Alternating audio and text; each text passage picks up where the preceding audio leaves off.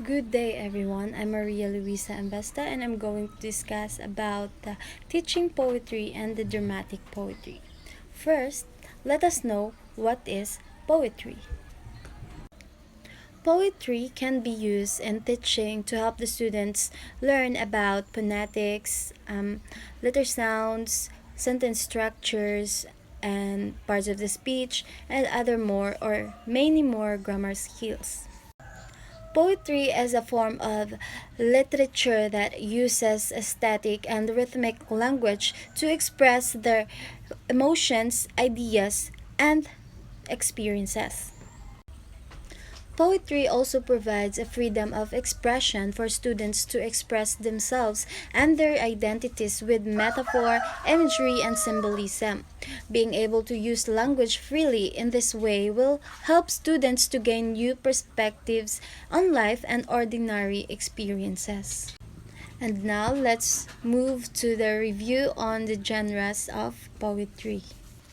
Poetry is a form of self-expression that knows no bound. It is safely divided into three genres, which is the lyric poetry, the narrative poetry, and the dramatic poetry. First is the lyric poetry. A lyric poetry uses song-like and emotional words to describe a moment, an object, feeling, or a person. A lyric poems do not necessarily tell a story but focus on the poet's personal attitude and state of mind. They use sensory language to set the scene and inspire emotions in the reader. So, ang lyric poetry, no, it expresses the personal emotions and the thoughts of the speaker. And it also characterizes the musicality and the emotional intensity. That is the lyric poetry. There are several types of poetry that one could classify as lyric poetry. First, we have the elegy. Elegy is a reflective poem to honor the dead. No, I have here an example that it expresses the sorrow or the lamentation often to a dead person. And next, we have the haiku. Haiku is a traditional Japanese form of poetry. It consists of 3 lines. The lines have a specific syllables, count 575. Next, we have the ode. Ode is an elevated poem that pays tribute to a person, idea, place, or another concept. Ode is a type of poem that expresses strong emotion, often in a formal and elevated style. For example, we have the Ode to a Nightingale by John Keats. In this poem or in this example, it is a passionate speech or song dedicated to a specific person. And we have the sonnet. Sonnet is a descriptive 14-line poem with a specific rhyme scheme. It's the Sonnet 18 by William Shakespeare. And in this poetry na hinimo ni William Shakespeare, it illustrates the personal emotions using musical language, employing structured forms and exploring themes of love, beauty, and human experience.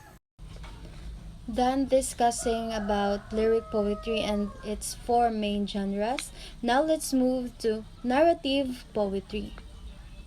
Narrative poetry tells a story, just like a novel or a movie, but it uses the power of language, rhythm, and imagery to bring the story to life.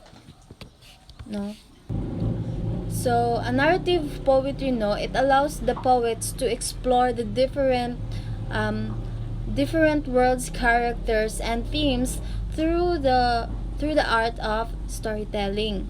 And also, it is engaging, immersive, can leave a lasting impression on the readers. I have here some example of narrative poetry. First is the epic.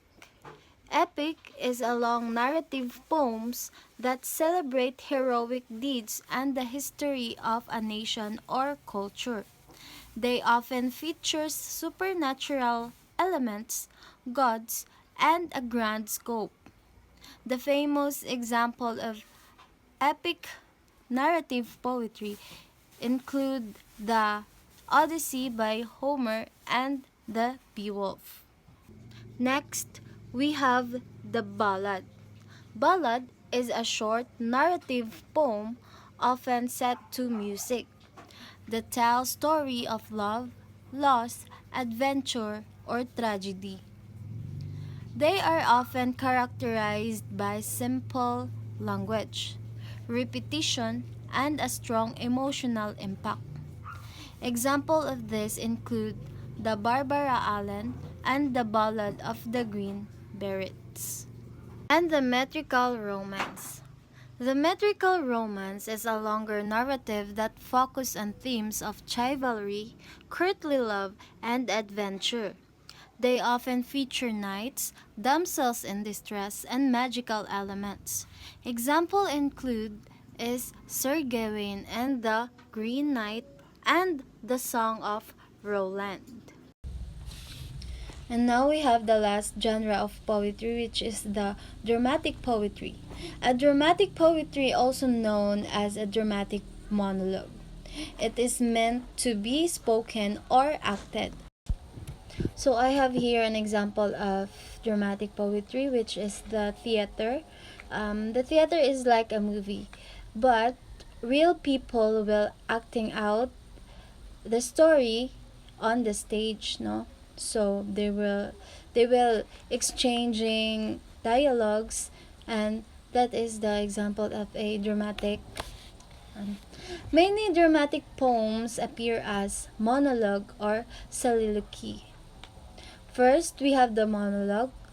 A monologue is a speech given by one character to another or by one character to the audience, also known as a dramatic verse when not in poetic poem, no?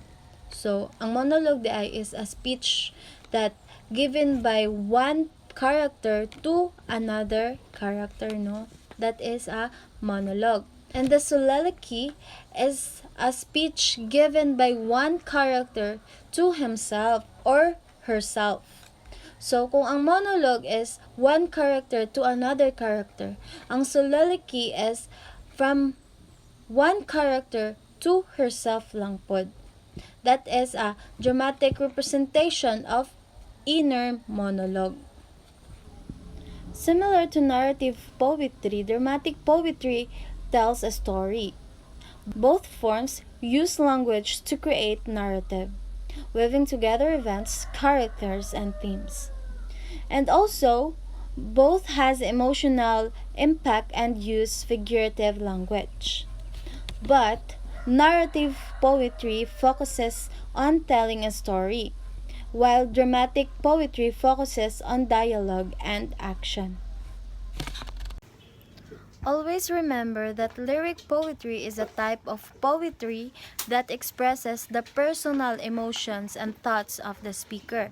It often written in a musical or song-like style with a focus on rhythm and rhyme. And narrative poetry tells a story much like a novel or a short story. It features characters, a plot, and a setting, often with a clear beginning, middle, and end. And lastly, the dramatic poetry. It is a type of poetry that uses the conventions of drama, such as dialogue, action, and conflict.